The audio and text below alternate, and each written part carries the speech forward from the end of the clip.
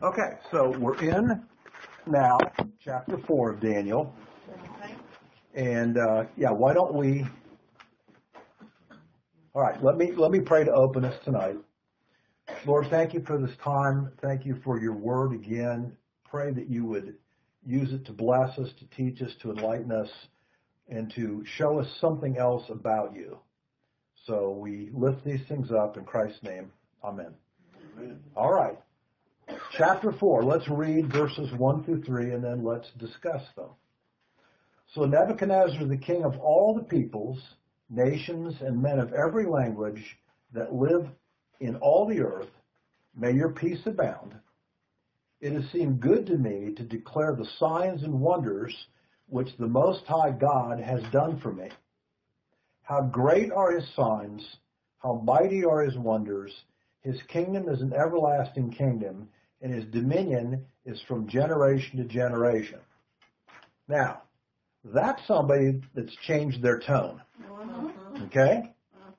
So we're going to delve into why he changed his tone, because it's a very different reaction than certainly the reaction he had to the fiery furnace. Now, as I said, as you were mentioning, it's interesting because the longest chapter of the entire book is written by Nebuchadnezzar, which is rather ironic, isn't it? Gentile king. Now, one of the things as you study this is you see that this chapter literally is a text written in the classic form of Babylonian state document. Right? It's written in that style. And it was posted throughout the empire. That's why he announces it to all the peoples, nations, men of every language, etc., etc. Okay? He's making a declaration. He's making a literal legal proclamation. And it got posted in every corner of his empire. All right? Very interesting. Now, this may be one of the great evangelism tools of the entire Old Testament. Think about it. It was a big empire. And this thing was posted as a document all over the place. All right? So here's a Gentile king making possibly one of the greatest evangelical written tools of the ancient world. Ironic, isn't it? It is. Yeah, it is. Now, keep this in mind, of course, as the story unfolds. Now, the content of these verses implies strongly that the events that occur in this chapter lead very likely to the actual repentance of Nebuchadnezzar. He is, as we go on, and you'll see particularly next week, he is extraordinarily humbled from his position as king, about as humbled as you can imagine you can make a person, as we go on and read the second half to the chapter. Now, I have a proposal here for you, an interpretation, and you see if it makes sense to you. It's possible that the king eventually was shown by Daniel certain things also that convinced him of the truth of the Almighty God. Note in chapter 4, if you're turning page or whatever, go to page or verse 9. It says, "O Belteshazzar," that's Daniel's name in Aramaic, "chief of the magicians," or it means literally Rog Khartoum. So he's the head of the wise men. If you go to the next chapter, chapter 5, and go to verse 11, it says, I think it's 5:11, isn't it? Looks like it. Yeah, it's where it says that he is appointed as chief of the magicians, conjurers, Chaldeans, and diviners. So eventually Daniel, if you want to put it in terminology of today, becomes chief of staff. He's the big kahuna right underneath the king. He's in charge of all of them. Now, think about it. He is therefore the head magi. What do the Magi study? Astronomy. Okay? So they study the very signs in the heavens. And I think it is very possible, because of this, that Daniel taught the king the true meaning of the constellations, which further impressed the king about the grand design of the Creator God. Now, why? Why do I say that? Because back in Daniel 4, verse 3, there's an interesting word here. It says in Aramaic that the word for signs, and the word there is almost identical to the word, or it's translated in the Hebrew, aleph, okay, which we find in Genesis 1:14. Now, the word aleph means a signal or a sign. What does it signal? It signals the moads, another Hebrew term. What do we call the moads? The appointed times. That's the way we interpret it. All right? Literally, the appointed times of the heavens, the calendar of God, which includes the 7 festivals. So, I think it's possible that he was instructed through Daniel in God's eternal calendar. Otherwise, why would this specific word be used here? Okay? It implies a greater understanding, I think, to use this word. So, because Daniel trained the Magi, they knew to look eventually for a Jewish Messiah. How do we know that? The story from Matthew? Because in Matthew chapter 2, verses 1 and 2, The Magi. and they come from the east. Why? Because they knew what to expect. What they were looking for. They finally saw the sign that Daniel had been telling them that one day they'd see. Which was how many years ago? It would have been 600? almost 600 years. Almost 600 years. And yet this tradition seems to have been passed down, you know. And so when the time comes and they're studying heavens, the sign that Daniel told them would finally occurs. And they take off and they go find the Jewish Messiah. So, They had to be pretty sure of what they Yes. knew because they tracked a long way. they did. They came about 500 miles to get there. Is So, this 600 years after Daniel? oh yeah, Huh? yes, Or the birth of yes. And they showed up, and there's this cave, you know, there's this manger. I mean, Yep. I'm sure that wasn't what they were expecting. They didn't go to the manger. Well, they went to the house. They went to the house because he probably was the better part of 2 years old by this time. That's true. By the time they saw it, now one of the things you learn about, and I'm not going to get into all this, but studying the Magi is very interesting because they were called kingmakers. In other words, they studied the stars and the constellations to see signs of great kings being born. They showed up for Alexander the Great to endorse that he was going to be a great king. They showed up to a lot of other famous kings around the time of their birth. So they watched, okay, and when they'd see the sign that would say a great king, they would show up, and they showed up in mass. You know, you get this picture, there's 3 of them. Well, no. The Magi, when you study them, they had a cavalry that went with them. Caravan. Literally, it was a caravan, okay? They had their own cavalry of horses. They had their own camels with food. There were a lot of them that showed up. It wasn't just 3, but, you know, when you study about the nature of the That's Magi. what they talk about. Yeah. Well, because there were 3 gifts. There were 3 gifts, so there was the assumption of 3 people, but at any rate. But they were certainly a group that was trained by Daniel, without question. And this may be the reason why, because of this, that Nebuchadnezzar, one of the reasons why, he finally understands, and he says here, his kingdom is an everlasting kingdom. Well, that's what in Daniel chapter 2, verse 44, okay, if you remember, that's exactly the phrase that was used about the dream, that the last kingdom would come, you know, the stone that grows into a mountain, and it would become an everlasting kingdom.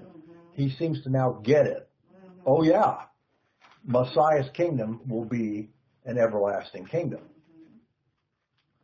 So these 3 verses seem to be written as a result of the learning experience that goes on for Nebuchadnezzar in the rest of this chapter. He seems to reflect on what he's finally gone through during 7 years, comes back and writes this thing, okay? So, you understand what I'm saying? The first 3 verses are a summation, reflection of what he went through as he writes the rest of the history of it. Okay. Now, this chapter also is a major indictment against pride and arrogance. The pride and arrogance of mankind. The pride and arrogance that started especially with Nimrod in Genesis 10, who of course founds the city of Babylon. And of course we see this arrogance going through every culture, through every dictator, through all of history, and it's going to culminate in the ultimate arrogance.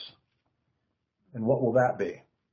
Oh, the Antichrist. The Antichrist, who becomes the ultimate, above all else, arrogant, God-defying being on the face of the earth. And of course, that's why he ends up being judged the way he ends up being judged. You know, we see this arrogance mentioned in many places. Turn to Psalm 2 to look at just one example of it. Psalm chapter 2, second Psalm.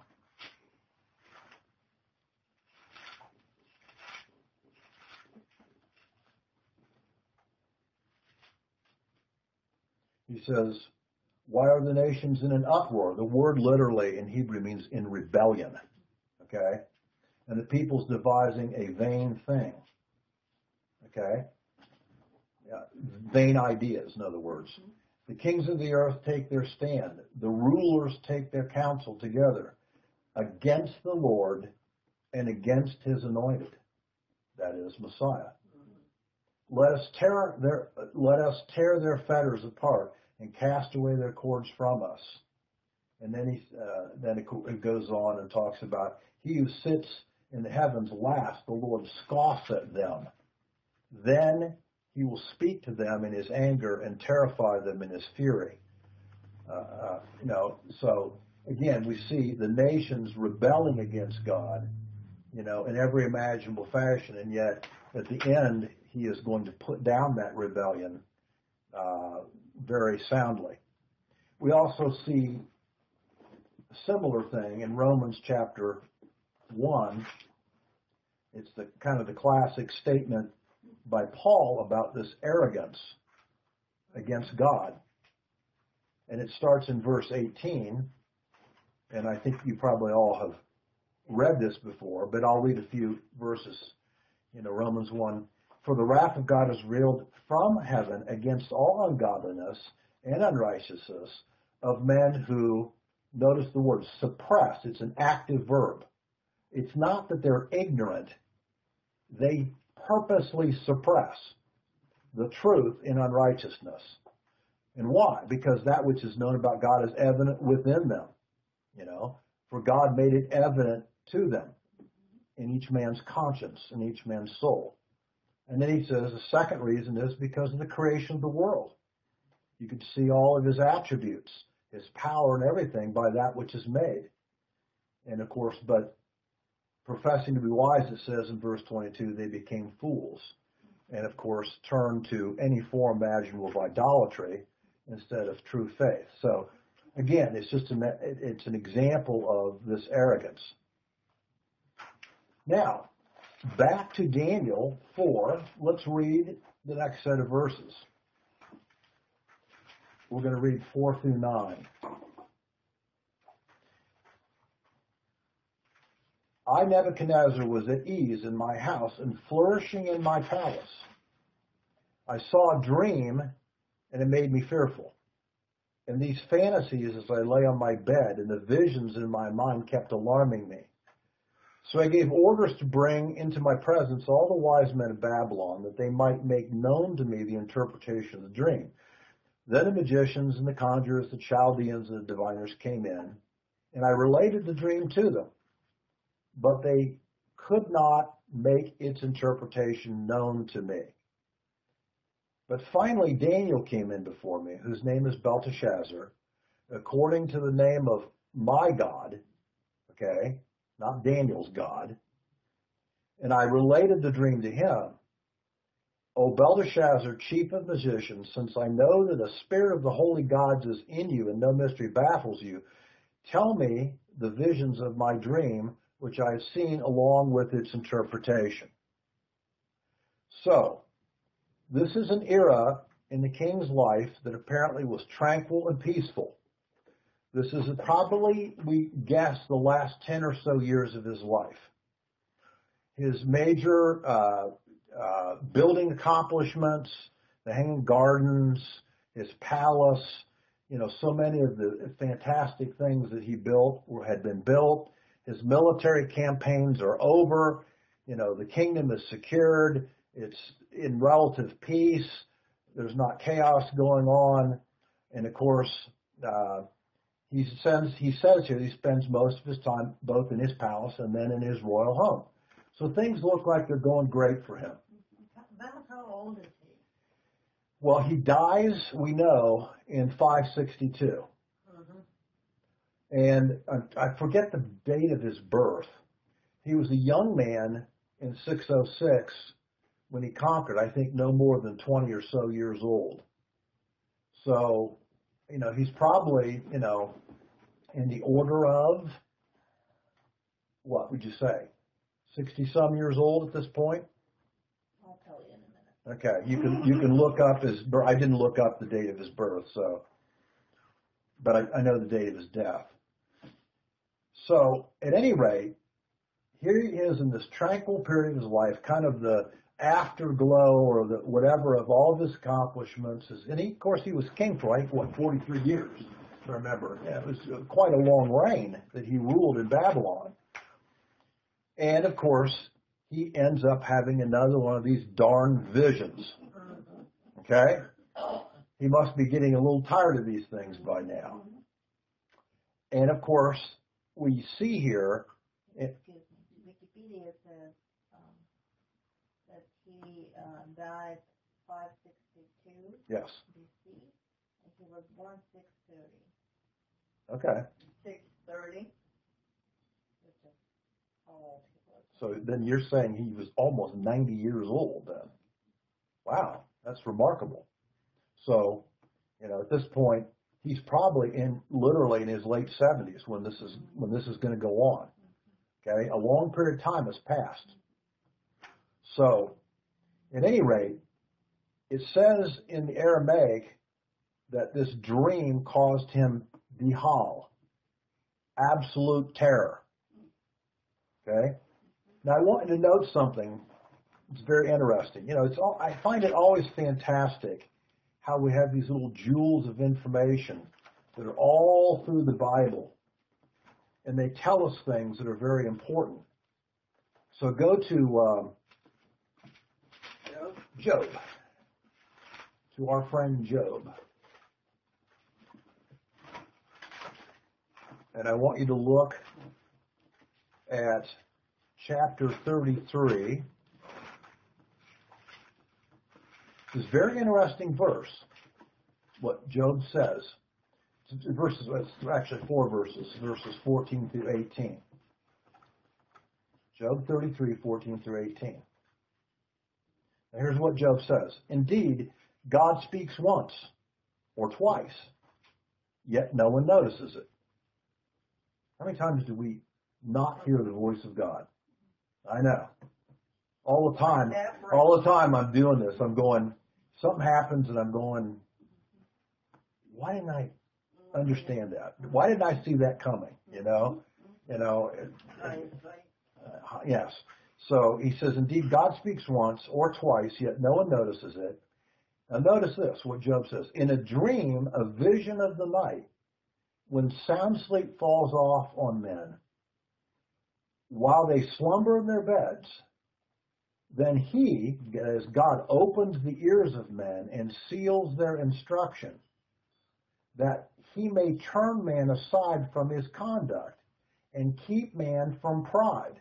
Does this sound at all familiar to you about what we're reading here in the book of Daniel? He keeps back the soul from the pit and the man's life from passing over into Sheol. I think all of that is remarkably prophetic of what's going to go on here in this experience in Nebuchadnezzar. Now, Nebuchadnezzar was warned once in a vision in Daniel 2. He was warned twice in the miracle of the furnace. And now he's getting a third chance. And in this time, it's not going to be quite as friendly as the previous two. And he's not going to have a whole lot of fun in learning the third lesson here. So God's knocked on the door 2 times, and Nebuchadnezzar didn't really answer.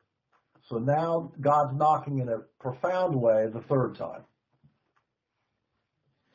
So what happens here is, back in Daniel, interestingly, the first thing he does is he reaches for his normal counselors, and this time he makes it easy for them. He even tells them a dream. All right? Yeah, he They It's don't. amazing that he's still applying to them. And Yeah, not I know. That's the their. But think about it. But we keep doing the same old stupid stuff over and over. That you got it. You got it. How many times has God dealt with us about a particular issue, and we go, okay, I've got it, and then something comes up, and then we do it the same old way again, and then we realize we don't got it. Okay, so I think you're right, exactly right. Around that mountain again until we get it right. That's right, until we get it right. True. So he summons his normal counselors, tells them the dream. Now here's the thing I think it's interesting. Despite every opportunity, they don't give him any interpretation. Now that's really interesting, I think. I mean, do away with the furnace? I know. I mean, you'd think they'd make something up. Yeah. Okay, we talked about the Babylonian dream books. That you'd think they at least go to the Babylonian dream books and look up something there, but they didn't. So I wonder, 2 things. Number one, that they sensed that this was not going to be a very good outcome to interpret this thing, and they really didn't want to be the bearers of bad news. I think that's a possibility, all right? I think the second reason might be maybe more obvious. They already tried this one time, and what happened to them? They were threatened with death. And what happens next? Then Daniel says. And then Daniel has to save them and come up with the correct interpretation that God gives him. I don't know that they wanted to be upstaged the second time, so they kind of go. And of course, predictably, when they can't give an answer, what does Nebuchadnezzar do? He calls for Daniel. Okay? Now, as we mentioned, here in verse 9, I believe it is, he says, "Oh, Belteshazzar," and tells him he's chief of the magicians, the wise men. He calls him Belteshazzar, which means Bel, which is one of their gods in the Babylonian system, protect his life. Okay? Now, why did he call him Belteshazzar? Why didn't he call him Daniel? Go back to verse 2 and verse 3. Why didn't he call him Daniel? You mean in the beginning? In the kingdom, and go back to chapter 4, verses 2 and 3. What is this thing? It's a proclamation. Okay? Yeah. Now, Daniel is who? Keep going. Who is he in this kingdom? Oh, he's second to the king. Vice president. Exactly. He is a major advisor and an extremely well-known personage in this kingdom. He's the top of the food chain in this kingdom by this time. All right? So, What's he going to be known by in an official Aramaic document? He's going to be known by his Aramaic name, Belteshazzar. Okay? That's why the king calls him Belteshazzar. So you're saying it's not for the significance of what the name means, it's because that's how he was known. yes, I think number one, of course, it's kind of a slap in the face of Daniel in a certain sense, because obviously it's a corruption of what his real name is in Hebrew. Do you think he always called him that name? I think it's very likely he did, because Yeah. he speaks in Aramaic, so, But this would be This was written in Aramaic. and it's written in Aramaic. So, at any rate, the thing we do know, both in secular histories, and I could have pulled them, but I didn't have a chance to do it. We have a lot of documents around this time in the ancient world that refer to the wisdom of Daniel, written by other cultures. They noted, just like Solomon had a notoriety around the Middle East of being a wise man, Daniel had a notoriety around the Middle East and other cultures. His name was written by them. It's really quite interesting. And also in Ezekiel 28, verses 2 and 3, if you want to turn there, Where are we going now? Ezekiel, Okay. go to the left, just a book. I think it's 28 here. 28. Let's see if I had that right. Yeah. Here's Ezekiel speaking of him. Christ mentions him. Yes. Well, we'll just read verse 3. Ezekiel says, "Behold, you are wiser than Daniel. There is no secret that is a match for you." This was his notoriety. You know, he's mentioned also, I think, in Ezekiel chapter 14, too, where he talks about... He's applying to Stephen? He is talking first to the actual literal leader of the city of Tyre, and then it changes its focus in that chapter in around verse 11, and then you realize that another person is being talked about, which of course is Lucifer. So at any rate, he was both in secular history and in, of course, the Bible itself, a very well-known person. Now he uses the phrase, again back in Daniel chapter 4, he uses an interesting phrase about Daniel. He says, "I know that a spirit of the holy gods is in you." A spirit of the holy gods is in you. In other words, what is he really saying? What implication do you get about the spiritual status of Right. Nebuchadnezzar at this point? More than just a mere person. Yeah, you have a unique gift, but the fact he says it this way, Like it's still Ned people. exactly. Well, in Russian, it is the holy God, the Yeah, well, Is it a capital G or a small G? capital Yeah. G. that's actually not in Aramaic. It's in Aramaic. It's correctly translated as spirit of the holy gods. In other words, he's saying, boy, you have a unique, one of these unique gods that informs you of these things. Still not willing to admit that there is only one. Exactly. Correct. It's still polytheism in his position at this point.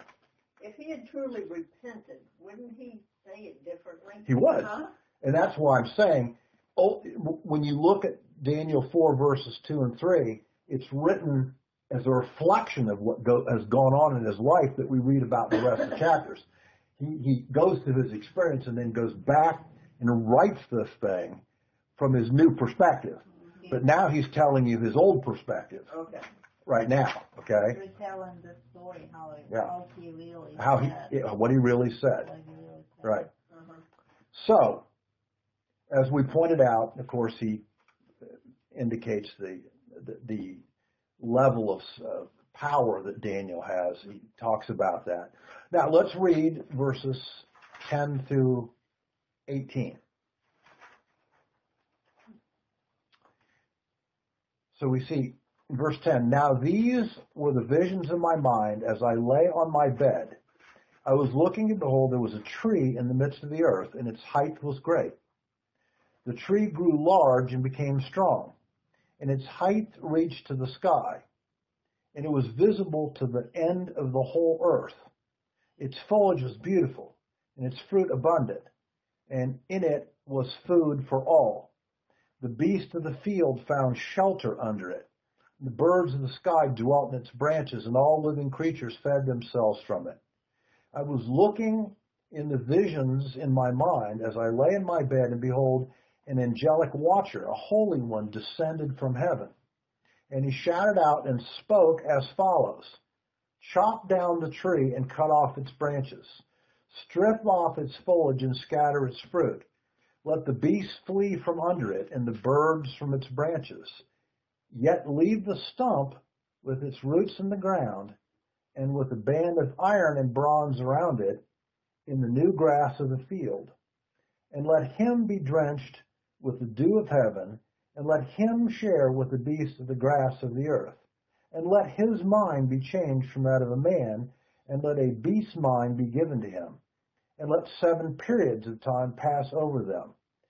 This sentence is by the decree of the angelic watchers, and the decision is a command of the holy ones, in order that the living may know that the Most High God is ruler over the realm of mankind, and bestows it on whoever he wishes, and sets over it the lowliest of men. This is the dream which I, King Nebuchadnezzar, have seen. Now you, Belteshazzar, tell me its interpretation, inasmuch as none of the wise men of my kingdom is able to make known to me the interpretation. But you are able, for a spirit, notice, a spirit of the holy gods is in you. All right, now let's break this down. Let's talk about trees. I almost got lost in this because I started to look at this issue of trees that's used. It's an image that's used all through the Bible. It's used from the very beginning, like when? In Genesis. The tree of life and tree of knowledge. Of good and evil. And all the way then to the point of Revelation, we have the New Jerusalem with the tree of life there with its fruit, okay, for the healing of the nations, both sides of this river of life, etc., etc. So we have from Genesis to Revelation this mention of trees. Some trees. Psalm 1 talks about trees. I'm sorry? Psalm 1 talks about. Yes, and as a matter of fact, since you just said that, that's where we're going, Psalm 1. So go to Psalm 1, verse 3. Here's one of the most famous references about trees. Now, what I want to tell you is there's good references about trees and there's bad references about trees. Here's a good reference. And it's verse 3. It's talking about, blessed is the man who does not walk in the counsel of the wicked. That's the theme, okay? And he says, and he will be like a tree firmly planted by streams of water, which yields its fruits in its season, and its leaf does not wither, and in whatever he does, he prospers. So here's the good tree. Here's the proper tree. Well, let's look at a few, and we could go on. There's a lot of other images of good trees, but I'm not going to. That's where I started to get lost in my in my looking up of trees, and I finally decided that there's only so much you can. That's exactly right. There's a lot of images of trees. Now, so let's look at another example of a quote good tree. Since you're in Psalm, go to Psalm 52.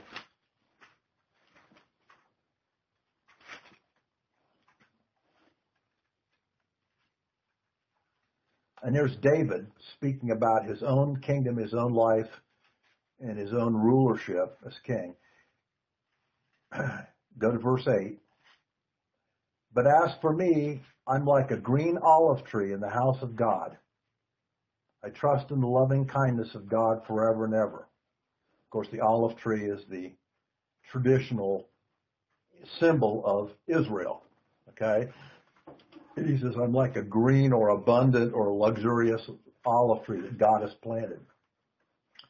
Then turn over to the right further in Psalms to Psalm 92.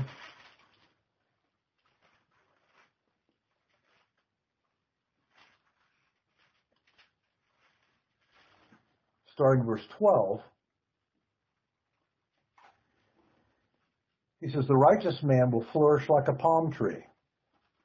He will grow like a cedar in Lebanon. You know how big the cedars of Lebanon?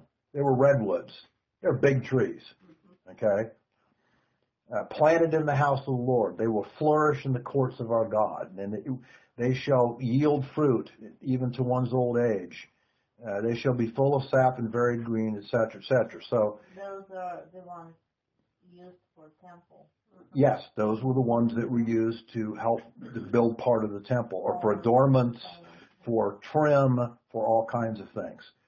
Now, of course, there's also plenty of messages of evil trees. Let me just give you one. Turn in Psalms back to Psalm 37.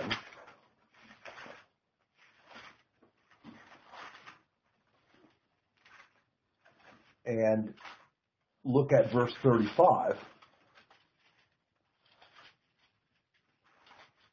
Now here's one that's more in line with what we're going to be seeing in this chapter.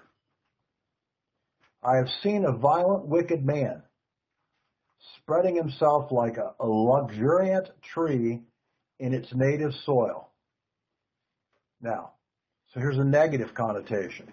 People can also set up their own empire, their own system, and be like a luxuriant tree. The problem is it won't last. And that's part of what is being said. So in other words, in this image in Daniel 4, the tree represents obviously Nebuchadnezzar's kingdom, which was large, big empire, dominant. It brought political stability. And we know from lots of Babylonian records, because they kept very detailed records, they also produced many agricultural goods. They were a big producer. The people inside the empire, if they behaved themselves, didn't go without food. Okay? There was a great organization of the empire. That's why there were so many prefects, 120 of them, all over the empire. They were very organized political system. All right? And of course, as a result, they were able to feed people. And this is what, of course, is being referred to about the birds and the beasts. They're the ethnicities, the peoples, the groups that are inside this huge empire that benefit from this, quote, luxuriant tree. Now, this idea of a tree, even a tree like this, is not a new image in the Old Testament. Let me give you an example of a rather famous one. Turn from Psalms over to the right and go to the book of Ezekiel, past Isaiah, to Ezekiel, chapter 31.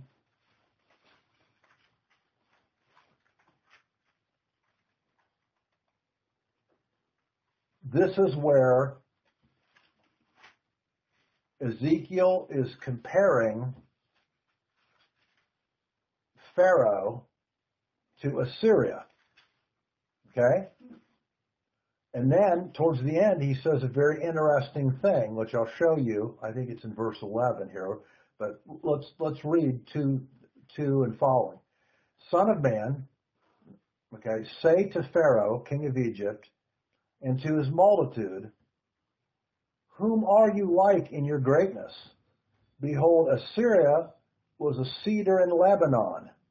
Here's the image of the tree, with beautiful branches and for shade and very high, and its top was among the clouds. The waters made it grow. The deep made it high. With its rivers, it continually extended all around its planting place, and it set out its channels to all the trees of the field. Verse 5, therefore its height was loftier than all the trees of the field, and its boughs became many, and its branches long. In other words, the Assyrian Empire was a very vast empire. Because of many waters, as it spread them out, Again, notice the similarity of the image here. Verse 6, all the birds of the heavens nested in its boughs, and under its branches all the beasts of the field gave birth, and all great nations or ethnicities lived under its shade.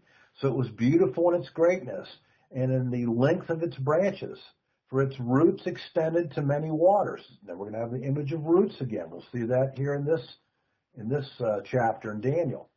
The cedars in God's garden could not match it. The cypresses could not compare with its boughs, and the plane trees could not match its branches. No tree in God's garden can compare with it in its beauty. I made it beautiful with the multitude of its branches, and all of the trees of Eden which were in the garden were jealous of it. That's how vast and magnificent the Assyrian Empire was at one point. Verse 10, therefore, thus says the Lord God, because it is high in its stature, and it has set its top among the clouds, and here's the key, and its heart is haughty in its loftiness. See the pride and arrogance here again? Verse 11, therefore I will give it into the hand of a despot of the nations, and he will accordingly deal with it. According to its wickedness, I have driven it away. Guess who the despot is that he gives it to? Is it Syria too? Nebuchadnezzar. Yeah. That's who he's referring to, the despot of the nations.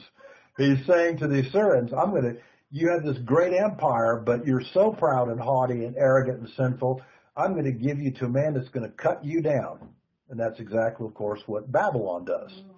Nebuchadnezzar comes in and just annihilates the Assyrian Empire. See? And the same thing happens to Babylon. Exactly. Yeah. Exactly. So I think it's a very interesting image. Also, notice again, back in Genesis, think of the Tower of Babel. What's one of the descriptions of the Tower of Babel? Verse 4 of Genesis 11. And it was built to reach to the heavens. Again, the same image of pride and haughtiness and arrogance. Now, there are some different trees, though. They have a very different concept. Let's look at one of them. Turn to Matthew 13. Jesus talks about trees, but in a very, very different way. Matthew 13, I'm going to read verses 31 and 32. He presented another parable to them, saying, the kingdom of heaven is like a mustard seed. You ever seen a mustard seed? Mm-hmm. Pretty small. Okay? Which a man took and sowed in his field. And this is smaller than all the other seeds.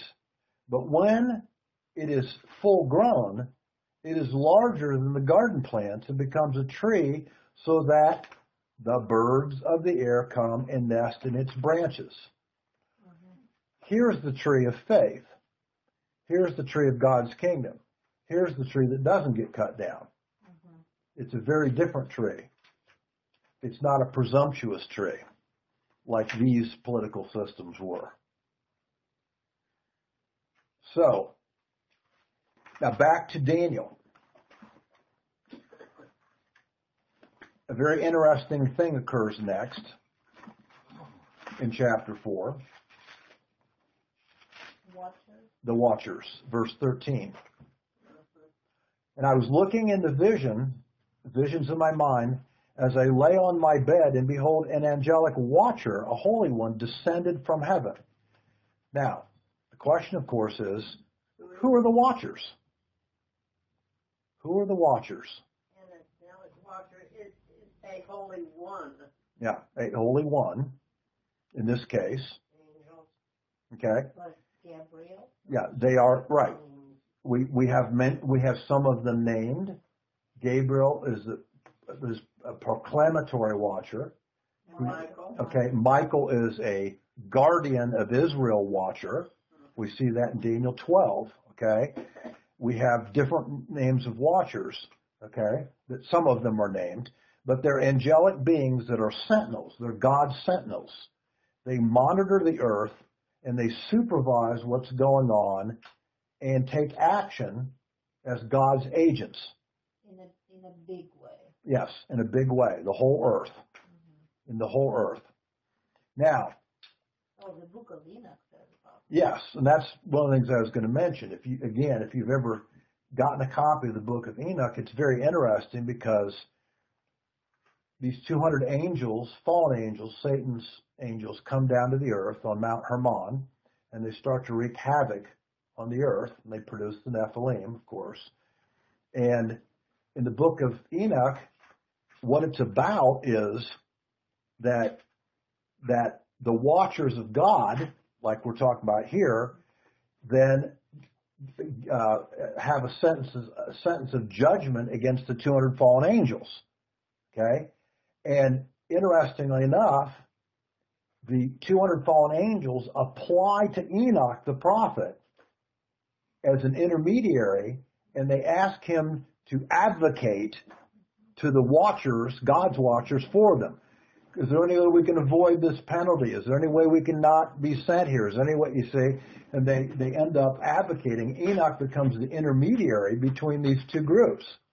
That's part of what the book's all about. It's very, very fascinating. And again, he talks about the watchers there. Now, let's look at a couple examples of the watchers. Go back a little bit to the book of Isaiah, past Ezekiel and past Jeremiah, to Isaiah to 62. 62. Isaiah 62. And we see verse 6.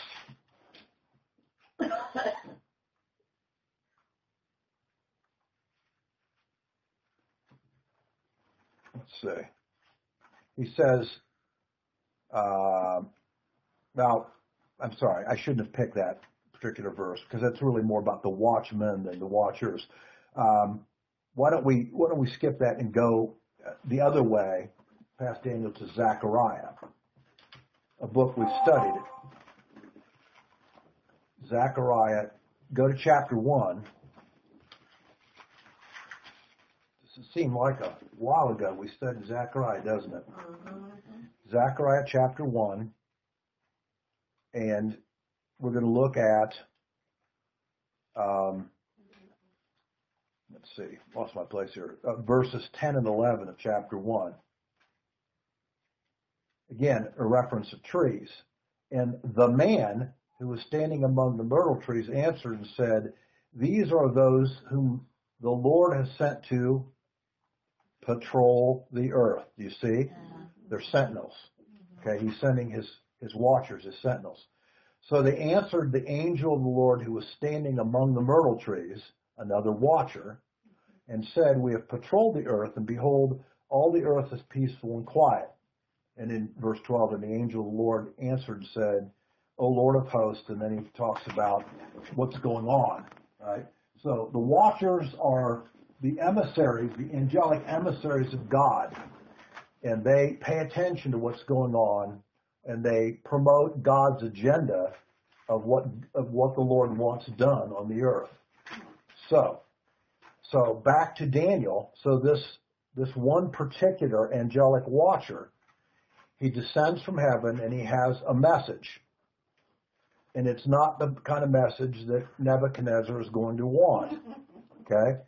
It says literally in the Aramaic, "The tree shall be cut down." That's what it says. The tree shall be cut down. Then, of course, what happens to the tree? Not only is it cut down, but its many branches are stripped from it and cut off. But the stump is left. Right. The fruit, The band around. right. The fruit, of course, is eliminated from it. So all the goodness is now eliminated from this tree, and it's cut down to a stump with its roots.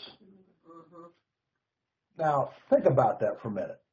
It's a stump with its roots banded by two metals. It's like the roots don't die. That's the idea. Now, let's look at this for a moment. Let's go back to our friend Job, because he has some really interesting information. Job says some really remarkable things. I think we should study that book. That one would take us a few years. Go to Job chapter 14. Job chapter 14. And let's look at what Job tells us. Again, there's so many prophetic images in Job. It's remarkable. So let's read verses 7, 8, and 9 of Job 14. For there is hope for a tree when it is cut down, that it will sprout again, and its shoots will not fail. Though its roots grow old in the ground, and its stump dies in its dry soil, at the very scent of water, it will flourish and put forth sprigs like a plant. The olive trees are like that. They say they never die. That's right. But here, Olive trees are like that. yeah, but here he says there is the potential for a stump with its roots to grow again. So, let's think about how we apply this. Numerous meanings have been attributed to the idea that this stump is banded. Okay? Banded, it means it's a bronze and iron band is stretched around it and tightened around it, so it encompasses the whole circumference of the stump. I thought it was interesting. It was bronze and iron. Yes, it is. And I'm telling you, if you look, very good.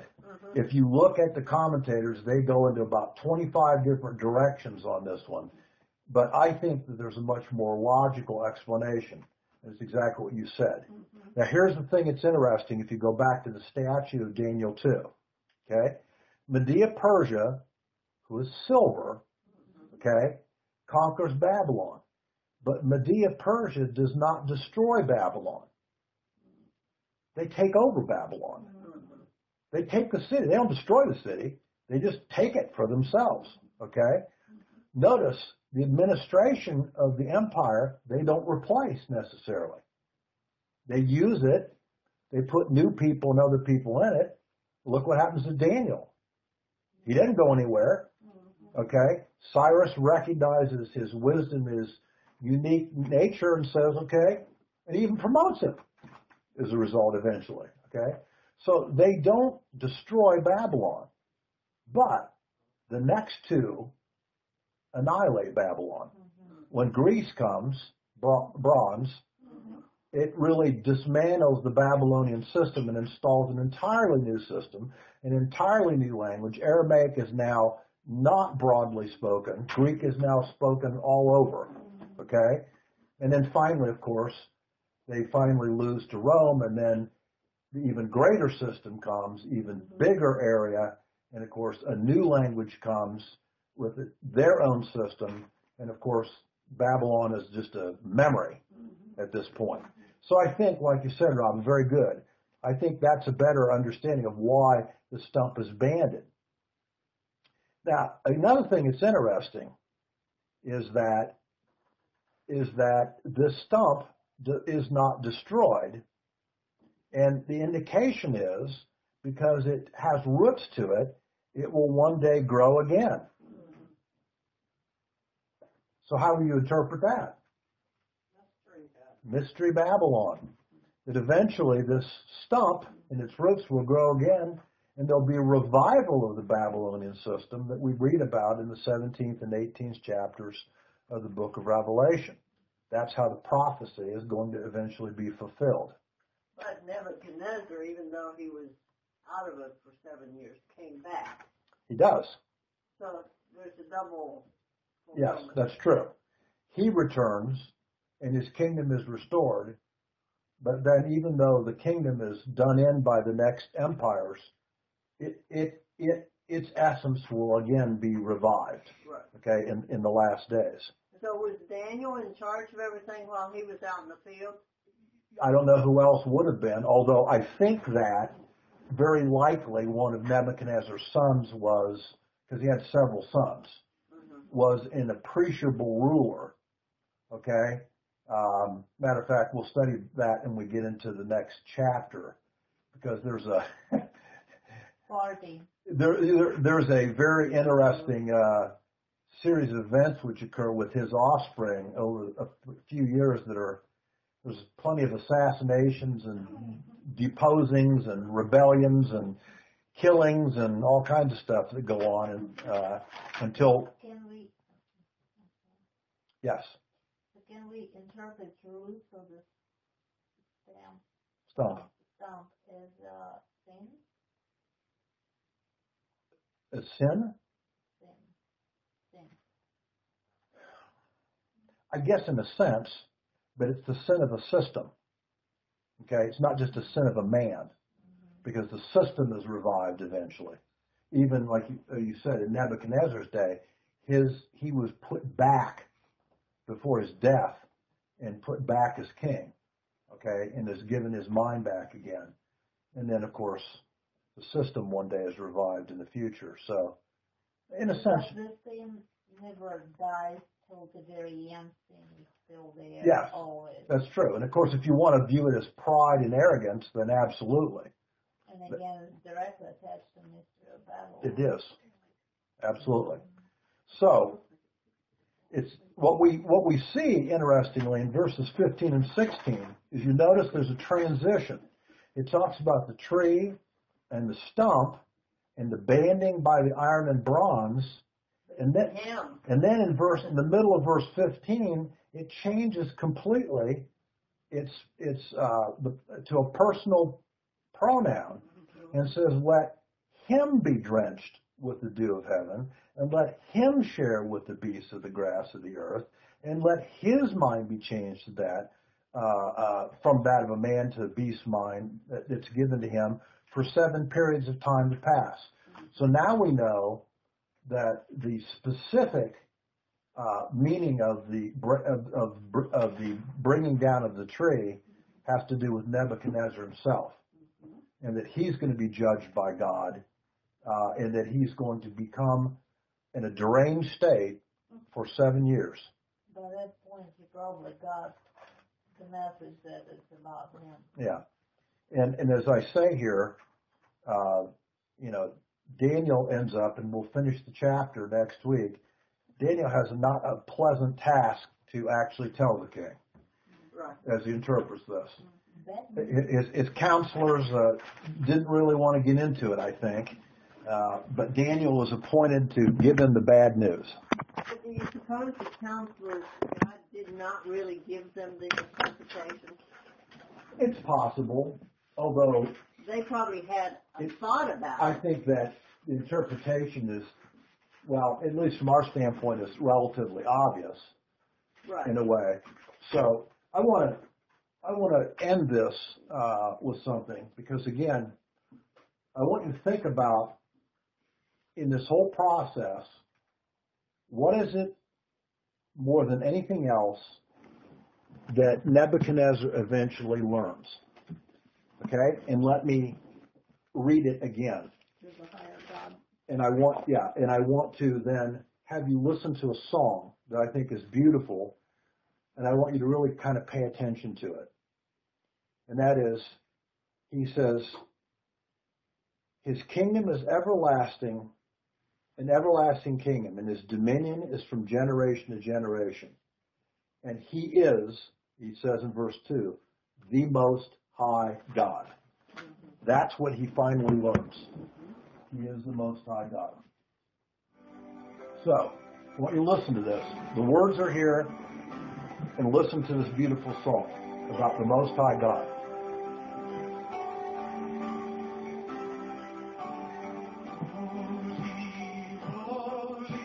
This is Keith Green.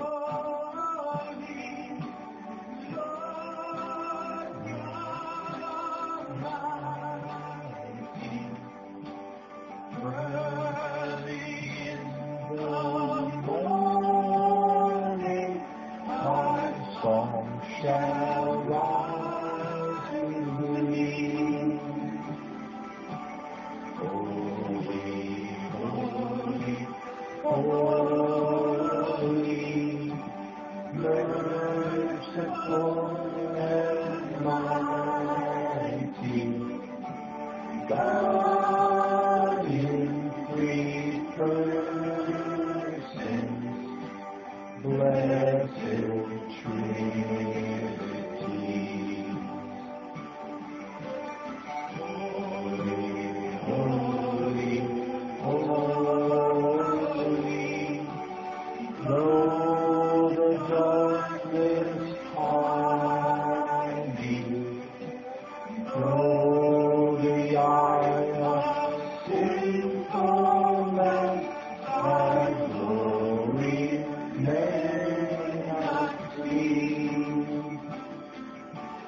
Holy, thou art holy. There is none beside thee. Perfect in heart, love and purity.